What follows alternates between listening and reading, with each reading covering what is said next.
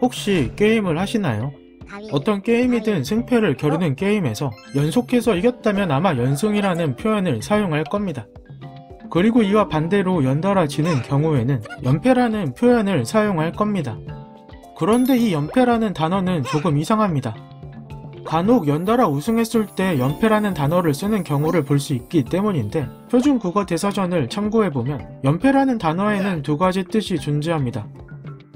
싸움이나 경기에서 계속하여 짐이라는 뜻을 지닌 연패가 존재하고 운동 경기 따위에서 연달아 우승함이라는 뜻을 지닌 연패가 존재합니다. 뜻의 차이는 패에서 발생하며 전자의 연패는 패할 패를 사용하고 후자의 연패는 으뜸 패를 사용하므로 전혀 다른 뜻의 단어가 됩니다. 하지만 발음은 똑같아서 듣는 사람 입장에서는 직관적으로 이해하기 어렵습니다. 어쨌든 일상에서는 연달아 진다는 뜻의 연패를 많이 사용합니다. 사실상 많이 수준이 아니라 대부분이라고 할 수 있고 아예 연패는 연달아 진다는 뜻을 지닌 연패만 있다고 아는 사람도 많습니다. 하지만 신문 등의 언론 보도에서는 분명 연달아 우승하다의 뜻을 지닌 연패를 많이 사용합니다. 왜 헷갈리게 연승이 아닌 연패라는 단어 표현을 사용하는 걸까요? 유식함을 뽐내고 싶어서 그러는 걸까요? 사실 마땅한 표현이 없어서 그렇습니다. 연승은 대회 전체가 아니라 그 대회의 일부에서 연속해서 승리했다는 의미로 쓰입니다. 이는 연달아 진다는 뜻을 지닌 연패도 마찬가지입니다.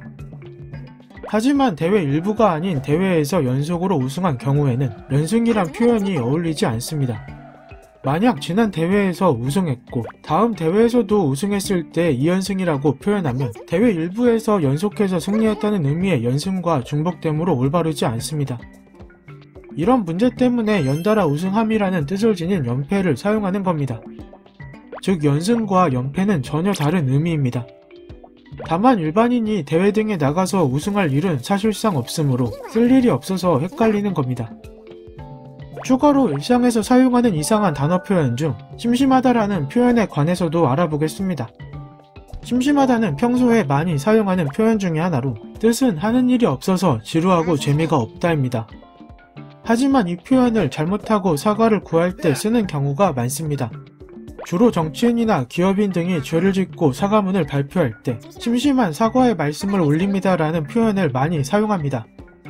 하는 일이 없어 지루하고 재미가 없어서 사과의 말씀을 올린다는 것은 아닐 것이고 분명 다른 뜻으로 쓰였을 겁니다. 아마 대부분 심심하다의 다른 뜻으로 음식 맛이 싱거울 때 사용하는 심심하다를 떠올릴 겁니다. 이 표현도 상황에 맞지는 않아 보이는데 사실 심심하다에는 마음의 표현 정도가 매우 깊고 간절하다는 뜻도 있습니다. 뜻을 알고 보면 매우 고급스러운 사과 표현이나 잘 쓰지 않는 표현이므로 오해의 소지가 있는 듯 싶습니다. 궁금증이 해결되셨나요?